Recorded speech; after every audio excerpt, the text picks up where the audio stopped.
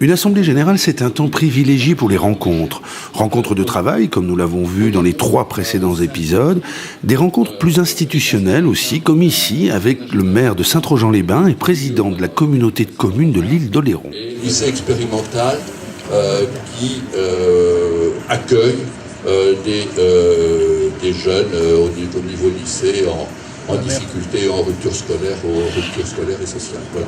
Donc ça, c'est un élément important et qu'ils ont été de maisons heureuses pour des raisons de reprise de bâtiments. Temps de rencontres également avec les partenaires de Cap France.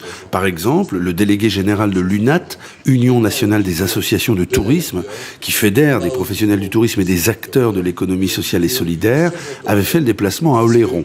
Sylvain Crapez nous explique ici sa vision de l'économie du tourisme.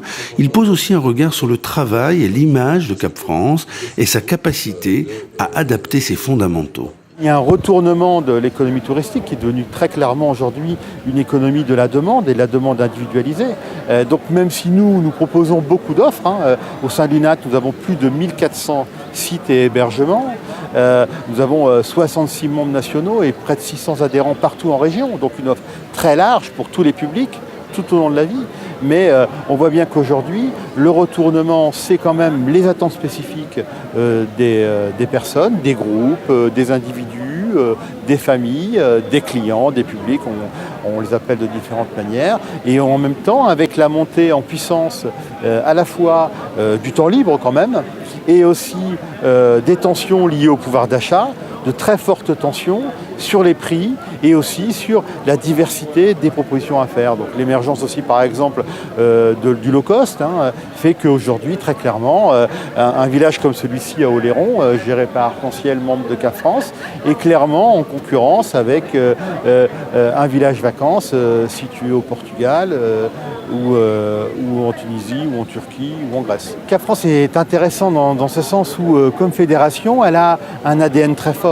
L'ADN, vous l'avez dit, c'est ses valeurs et on voit bien que dans le secteur lucratif, ils sont toujours à la recherche de leurs valeurs, etc. Donc ils essayent de le perpétuer, ça c'est leur force. Et en même temps, on voit bien qu'ils portent un regard par rapport à la concurrence et ils cherchent aussi à adapter. Donc parfois, s'adapter, c'est pas obligatoirement se révolutionner, c'est aussi adapter des fondamentaux. On l'a vu dans les travaux ce matin autour de la restauration et de l'animation, comment on reprend nos fondamentaux et on se singularise. J'aime bien les choses comme ça, là. I sent for my baby and she don't come. Donc voilà, Robert Johnson un peu, et puis moi j'étais nourri avec Stevie Ray Vaughan et Jimi Hendrix, donc voilà. Et donc j'essaye de proposer quelque chose d'autre. Une assemblée générale Cap France, ce sont aussi des rencontres comme celle-ci avec David Baucher, un artiste, musicien et chanteur qui participe régulièrement aux animations du village vacances Arc-en-Ciel Oléron. Et puis bien sûr, ce sont des rencontres culinaires avec Laurent Mariotte notamment, qui était présent à Oléron dans le cadre des labellisations de Village 4 saisons. Mais de tout ça, nous parlerons demain et toujours dans la bonne humeur, une autre grande valeur de Cap France. Eh ben bravo, et on va bien se régaler. Bravo Patrice. Bravo, bravo. Plaisir. Alors, bravo, papa, tu peux lui dire, hein. Il cuisine bien, papa? Oui. Ah. Qu'est-ce qui te fait à manger, ton papa? Comment tu t'appelles? Qu'est-ce que tu commences par? Qu'est-ce qui te